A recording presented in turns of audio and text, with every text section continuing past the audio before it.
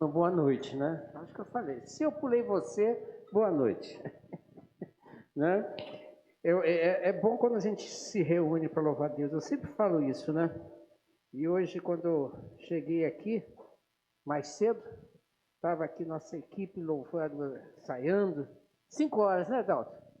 5 horas, né? O pessoal já estava aqui, firme e forte, louvando a Deus, porque realmente é um momento já também de louvor, né? O ensaio também é um momento de louvor, de adoração a Deus, que nos dá o privilégio de poder servi-lo com os nossos dons e talentos. E é muito bom quando nós podemos fazer isso, colocar nossas vidas à disposição do Senhor. Isso é muito bom mesmo. Vamos abrir as nossas Bíblias em Lucas capítulo 7. Lucas 7, 11 a 17. Lucas 7, 11 a 17. Tenho certeza que o irmão já conhece essa história, já leu, já estudou. E essa história, não sabemos o nome da viúva, mas ficou conhecida como a viúva de Naim, né? Foi muito conhecida. Não sabemos o nome dela, mas o momento que ela passou com Cristo foi realmente um momento muito especial na vida dela. E quando eu estava estudando esse texto, também podemos tirar para nós, porque o que aconteceu com ela também pode acontecer conosco. Não exatamente naquilo que aconteceu com ela fisicamente, mas espiritualmente. Então, acompanhe comigo a leitura então. Lucas 7, de 11 a 17. Pouco tempo depois, Jesus foi para uma cidade chamada Naim. Os seus discípulos e uma grande multidão foram com ele. Quando ele estava chegando perto do portão da cidade, ia saindo um enterro. O defunto era filho único de uma viúva e muita gente da cidade ia com ela. Quando o Senhor a viu, ficou com muita pena dela e disse: "Não chore." Então ele chegou mais perto e tocou no caixão, e os que estavam carregando pararam. Então Jesus disse: "Moço, eu ordeno a você, levante-se."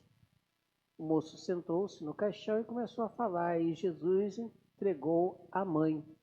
Todos ficaram com muito medo e louvavam a Deus, dizendo: "Que grande profeta apareceu entre nós! Deus veio salvar o seu povo." Essas notícias a respeito de Jesus se espalharam por todo o país e pelas regiões vizinhas. Vamos tentar entender um pouco a questão cultural daquela cidade, daquela época, de tudo aquilo que passou, para a gente tirar daqui lições para nossas vidas. Até indico um livro para os irmãos que quiserem estudar as parábolas de Lucas, um livro muito bom. O título dele é justamente esse, Parábolas de Lucas. Eu agora não me lembro o autor, mas depois eu posso trazer para os irmãos. Ele faz uma análise de todos os fatos que aconteceram naqueles dias de Cristo, pela perspectiva cultural, inclusive. E ele aborda esse momento, ele faz também uma análise para que a gente possa entender melhor todo esse contexto. Porque quando você olha para ele, você fica olhando assim, foi bom, maravilhoso, realmente foi. Mas como nós vivemos num Brasil diferente daquela época, né? Da cultura judia, daquele pessoal lá da Galileia, daquele pessoal lá do Oriente, né? É bem diferente da nossa. E também já se passou também muitos anos, né? Então vamos tentar entender o que aconteceu lá naquela época, naquele momento, para a gente tirar daqui lições para nossas vidas. Bom, a situação daquela senhora era trágica, né? Você percebe. Você percebeu isso no texto. Ela era uma viúva e seu único filho morreu. Em outras palavras, para aquela época, ela ficou sem proteção. Quem ia protegê-la? Mulher, viúva, sem filho. Não tinha, como nós hoje temos, né?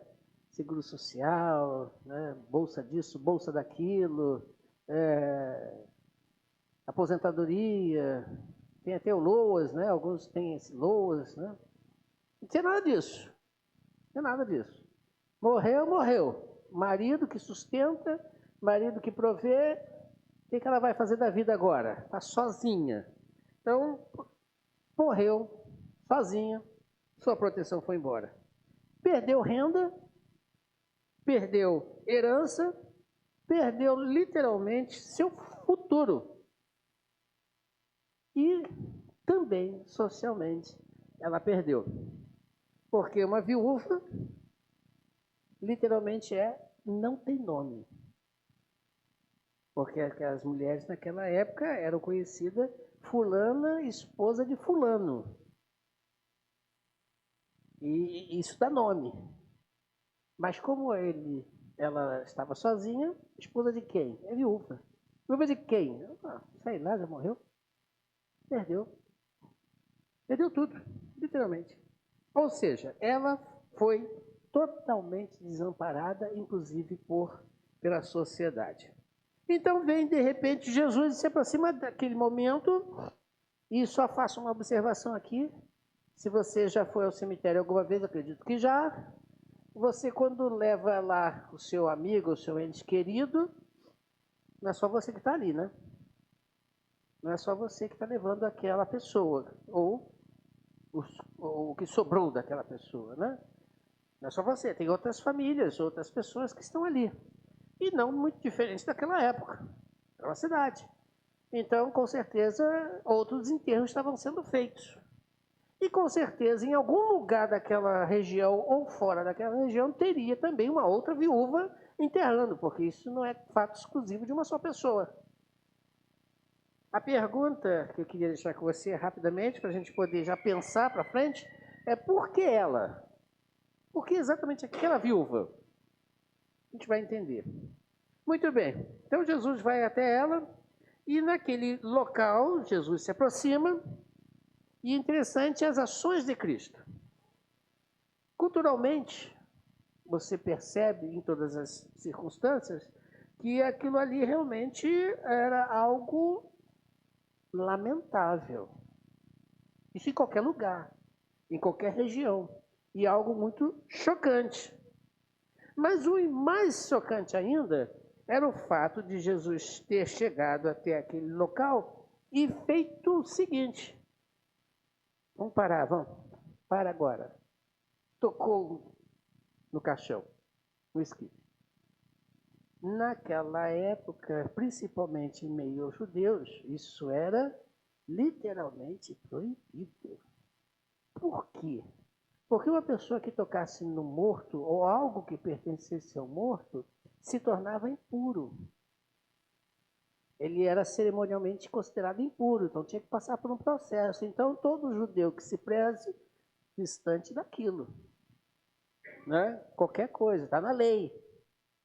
Segundo, você teria coragem de chegar para uma mãe, num quadro daquele, e dizer assim para a mãe, não chore. Ou seja, não sinta dor, não sinta tristeza. Você teria coragem de falar isso? Uma coisa até estranha. Ninguém fala isso. Até hoje você não. Eu acho que você não fala, né? Pelo menos eu nunca vi. Eu, quando chego para uma pessoa enlutada, eu falo assim, isso mesmo, chore. Ponha para fora, né? Porque quanto mais você colocar para fora, melhor será.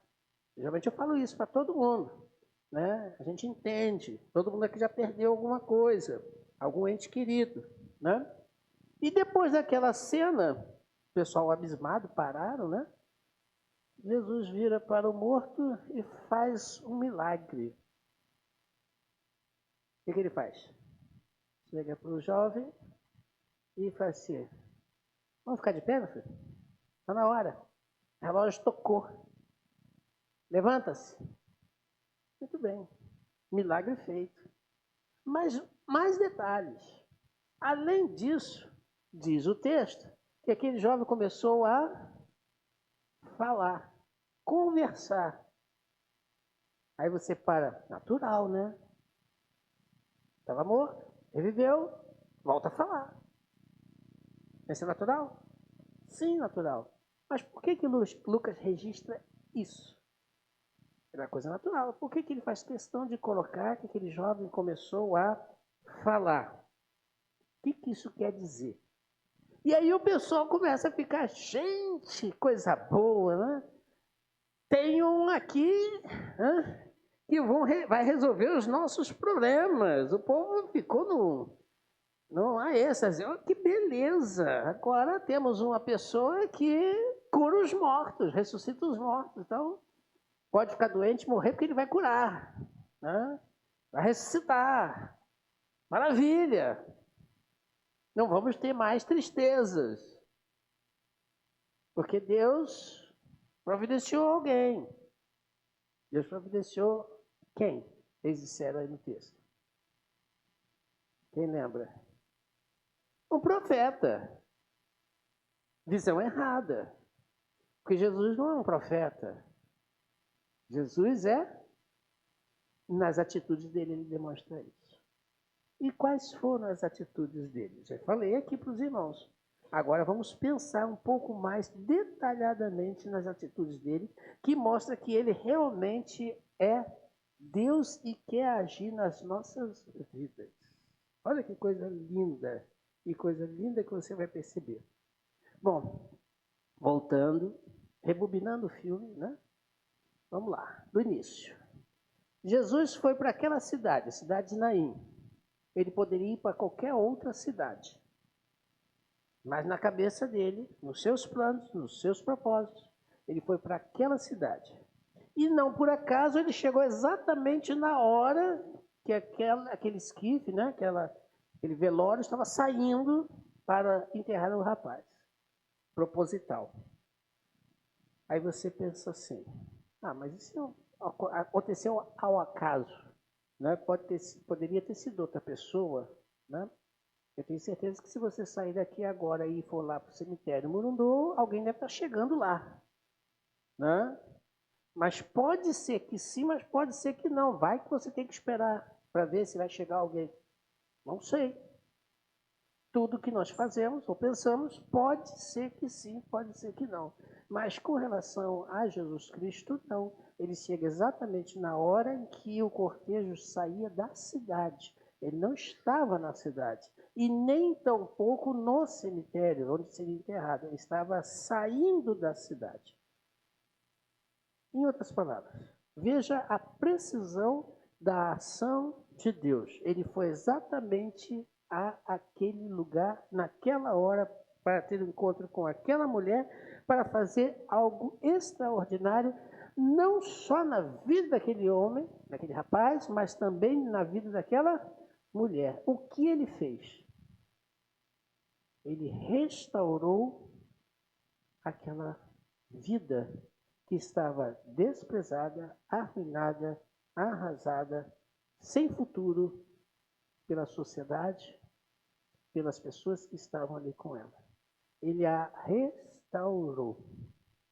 Porque ao devolver a ela seu filho, ele estava dando para ela o futuro dela. Você conseguiu entender?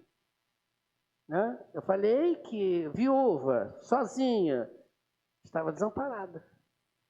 Não é ninguém. E ao ressuscitar o seu filho, Jesus estava dando futuro para ela. Se você trazer para os nossos dias e para a nossa realidade, Jesus vem sempre ao nosso encontro na hora certa para lhe dar futuro e não só presente. Mas como você vai receber isso é diferente para cada um. Nem todos fazem igual.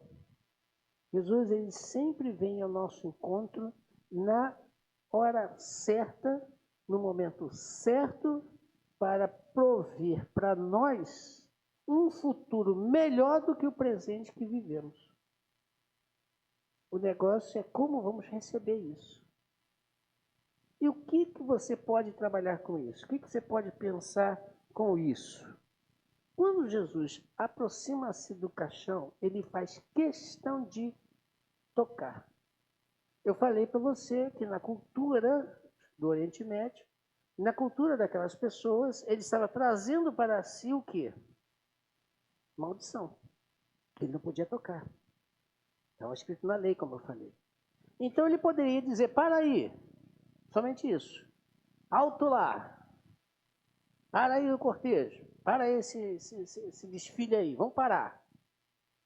Não, ele poderia falar isso, poderia. Mas ele faz questão de tocar. O que ele quer dizer com isso? A mesma coisa para nós hoje. Ele não quer só chegar na hora certa para prover um futuro para você. Ele quer te tocar. Porque quando ele te toca, ele traz para ele mesmo, ele leva para si mesmo todas as nossas impurezas,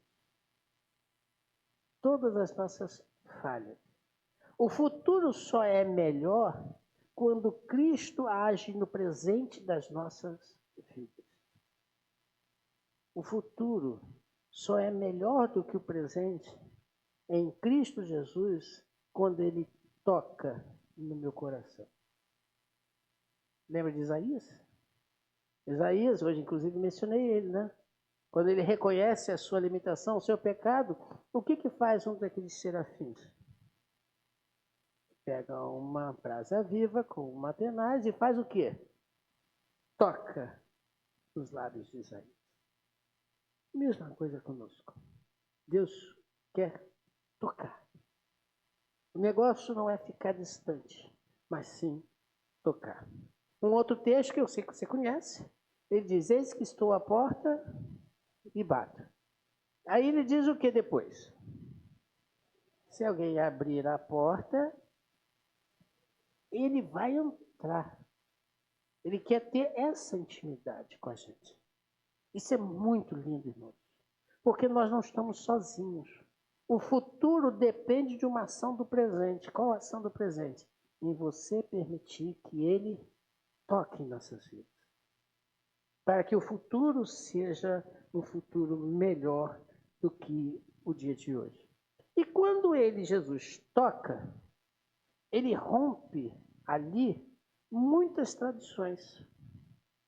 Às vezes nós somos levados pelas tradições religiosas, achando que nosso futuro será melhor se hoje nós fizermos alguma coisa.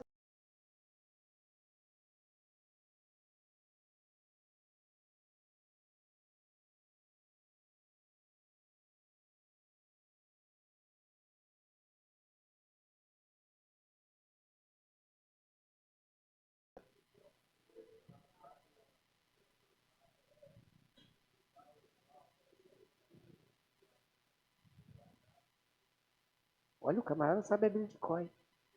Muito bom, Mojete. Isso aí. Diácono é assim mesmo. Né? Então, veja bem. A religião que Jesus quer, que Deus quer, ou seja, a nossa ação como religiosos, se é que eu posso dizer assim, é somente isso. Mas não o que muitos ensinam hoje. Eu tenho que estar na igreja.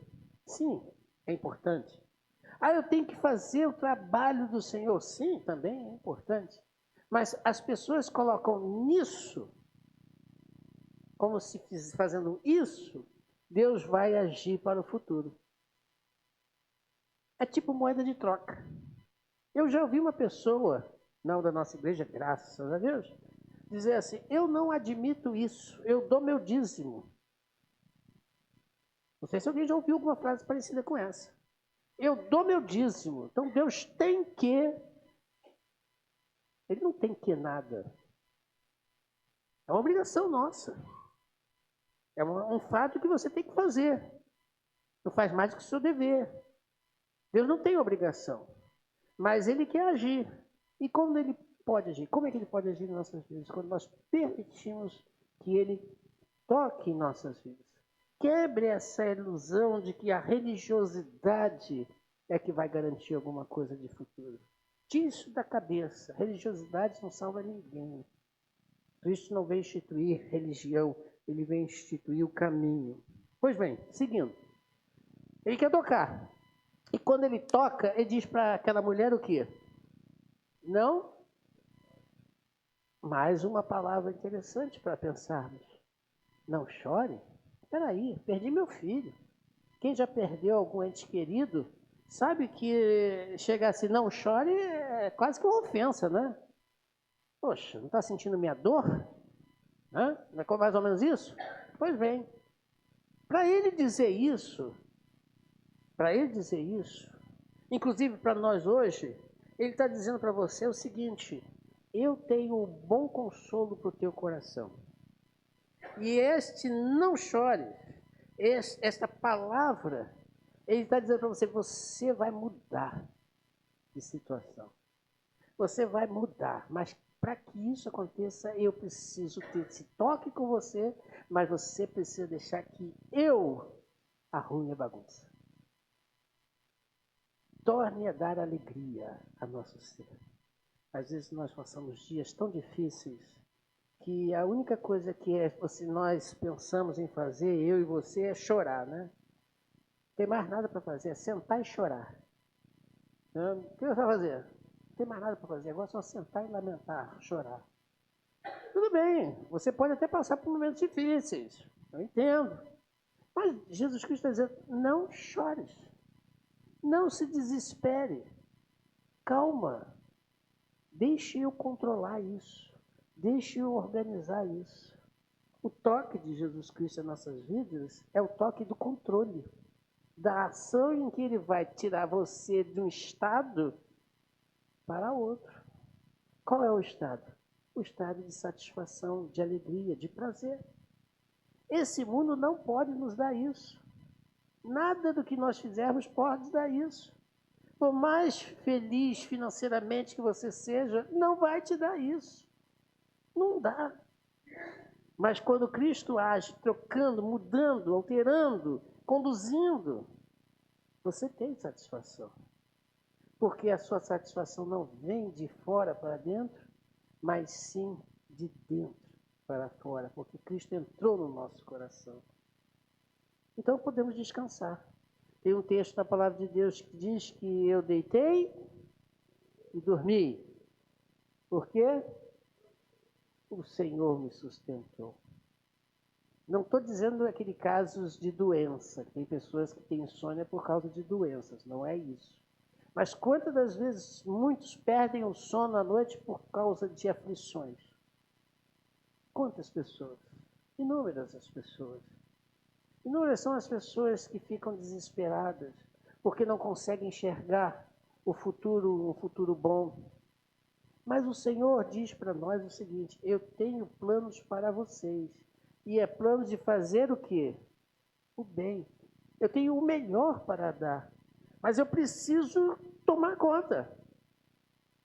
Aí vem o texto. Entrega o teu caminho, a tua vida, a tua ação, o teu dia a dia, o teu amanhã ao Senhor. Que Ele vai fazer tudo.